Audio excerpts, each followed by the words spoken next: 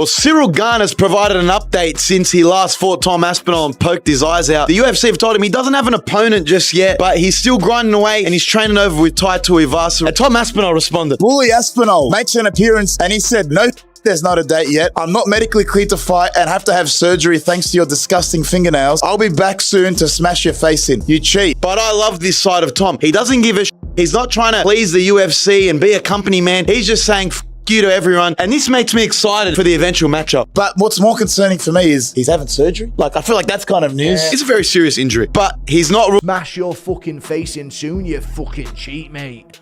Yeah. Tom's not taking any fucking prisoners, man. He really isn't taking any prisoners, okay? Y'all must have forgot. This guy's changing his energy, dude. It took you to poke the bear in his eyes, apparently, for him to hit this switch, okay? Can we get full-time Bully Aspinall after this smear campaign? How are you going to be on the comeback? Mate, when I come back, there is no more Mr. Nice Guy. Nice Tom. When it comes to MMA, he's gone. And I'm going full bad guy, I think. Tom Aspinall has finally snapped, and Cyril Gane is in the crosshairs. After weeks of silence, surgeries, scans, and backlash, Aspinall has stopped playing defense. When Gane mentioned he has no opponent lined up, Tom made it clear. This rivalry isn't just about rankings or titles, it's about respect, accountability, and how fighters are treated when things go wrong. In Aspinall's eyes, the reason there's no opponent is obvious. He's dealing with a serious eye injury. No shit, there's not a date yet. I'm not medically cleared to fight. I'm about to have surgery thanks to your disgusting fingernails. I'll be back to smash your face in soon, you cheat. Yes! I need this energy out of Tom. If he were to go into the next one just explaining himself non-stop. And he would be sat up there being victimized by the MMA media. So when was this and everything? Oh, well, you know, I just had to have the surgery, you know. I was having a doctor's this. And he's still explaining himself. We don't need no more explaining to be done. This is the situation, okay? This is how it fucking is. And he'll be back soon to smash your fucking face in soon, you cheat. Okay? And this is the energy that we need to fucking see. Alright? And we've still got comments on Instagram that are fucking pissing me off. Tom was also getting pieced up before that I poked two, shake my head. And this guy's fucking name's Rent Free. I hate rage bait and I hate that it gets likes. Why does it get likes? Because it's rage bait, but there's enough fucking idiots out there that just think that's true and just like it and agree with it anyway. People intentionally have the incorrect take, and those takes seem to get fucking unanimous. Saying Tom didn't continue. Tom didn't want to continue in the fight, so. And then also, who gives it to eye pokes? Who gives it? Well, listen, I didn't continue. I'll tell you why I didn't continue. Because I'm not a dummy. Like, I'm not going to go out there and fight one of the best strikers in the world if I can't see. I know, as an MMA fighter, look, things are going to happen in the fight that compromise you. Go back and watch my fight with Arlovski. At the end of the first round, he punched me right in the eyeball. Final 20 seconds of the first round. Oh, hit right from Arlovski. For the rest of that fight, I couldn't see him out that eye. That's fine. If you get punched or kicked in the eye, that's fine. But if you get double eye poked in both eyes and you've got no vision because of a foul, why should I carry on so some dummy can look and say, oh yeah, Tom just got knocked out? Because I ain't going to fight if I can't see anything because of a foul. So for Tom, unfortunately, and even his dad said this, he's like, Tom has 3 fights left on his contract and then we're going to get a boxing super fight. We're out of here. Because think about it. Let's say he beats Cyril Gane, right? So we're never seeing that again.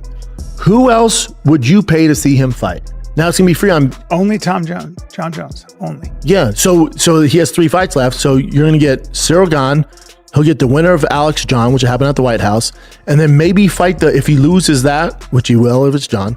If he were to lose that, he fights the loser of John versus Alex. Those are your 3 fights from Tom, and then you go to box. Because let's say he's re-signed for 6 fights. Who are you gonna watch him fight? Volkov already beat him. Are you Pavlich already beat him. Yeah. Curtis Blades beat him. Yeah. Almeida, he doesn't deserve to be in the top 5. Acosta, those top fucking, besides Curtis Blades, 2 through 15 aren't even in the top 25 of this 2015. So for Tom, he was born at the wrong fucking time.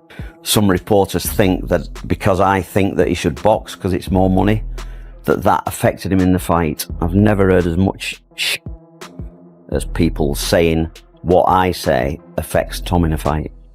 I say loads of things to loads of people. People who are around me all the time know that. Boxers are around me all the time. It's just because of the money. And it's the back to, if your son was a fighter, would you sooner him fight for a ton of money or not a ton of money? It's a no-brainer, but people still have a narrative of what a fight is. Does Tom want to go into the boxing world and maybe fight a Tyson Fury, maybe fight a Deontay Wilder? I don't know if he does, but I think if you get into that top percentage of the sport, the UFC do not pay anywhere near as much as the boxing does. And I know, being around Tom every day, that when he spars good boxers, he spars good. So I think he'd do really well against a real high-class boxer. With Zuffa boxing under Dana White's leadership, do you think there could be an eventual crossover where you get a massive super fight that could be on a Netflix? It doesn't depend on me, that depends on Dana White, but I think Tom has the ability, because I've seen him box at the highest level against some real good guys, that he could. There's no fight because recovery comes before entertainment, yet Aspinall is the one under attack. His frustration boiled over when he accused Gane of being a dirty fighter, suggesting the eye poke wasn't accidental, but part of a bigger issue often ignored in MMA. When Tom said he's coming back to smash Gane's face once healed, it wasn't trash talk, it was weeks of pent-up anger. And this shifts the narrative, because for most of the fallout, Aspinall has been the one taking the heat. Tom Aspinall, the guy who just won the interim title. He's phenomenal. And he is, again, the next the next advancement of the evolution of the sport. How so? Well, because he can do everything. That guy's got elite jiu-jitsu. He's got elite takedowns. His striking is outstanding. I mean, he knocked out Sergey, who's the scariest fucking striker in all of MMA. Yeah. And he knocked him out in the first round. And the way he did it was just picture perfect. And he did it with a fucked up back. He f***ed his back up and wasn't able to train for like he f***ed his back up in one of the sessions when because he only got the fight call 2 weeks before the event. I was just going to say, right? Yeah. Like it's just, he didn't even took train it early. He didn't even train. He couldn't train. He couldn't train. So he just went out there and fought. He just said, let my back heal up. I'm fit enough. Yeah. I'm in shape enough. I'll do whatever I can do in training, but he couldn't wrestle. Yeah. He couldn't do much sparring. His back was fucked up. So he had to kind of let it heal as much as it could in like 10 days and then go out and fight the scariest guy in the sport. Ever. Yeah. Crazy. Did you call that? Yeah. I knew you called it, but did you call, I had no idea. I had no idea. Both of those main events, I had no idea. It was like you couldn't, Sergey could connect on anybody and put them to sleep. He just knocked out Derek Lewis in one round. He knocked out Tai Tuivasa in one round. Yes. He was a monster. And so you watch Sergey and you go, I don't know. You watch Aspinall, like I knew Aspinall was going to have a speed advantage because he's faster than any heavyweight. Yeah. And that's something that his coach drilled into him when he was young. Speed. Like, be fast. Like, you've got to be fast. That's what's going to separate you from everybody else. Speed kills. Speed. Yeah. And he's a giant dude, 260 plus pounds, but he moves like a fast young guy. Yeah. Like a light guy. And so and he's also just so well-rounded. And he's just beginning. Damage to the eyeballs, and that will happen when a 6'6" Frenchman sticks both of his fingers knuckle deep into your eyeballs, okay? So that's not surprising. But what is surprising is that he has something called Brown syndrome, which basically is where the eyes aren't moving in tandem with one another. So therefore, the eyes, which are basically cameras, right, for your brain, in case you don't know, they're seeing different images.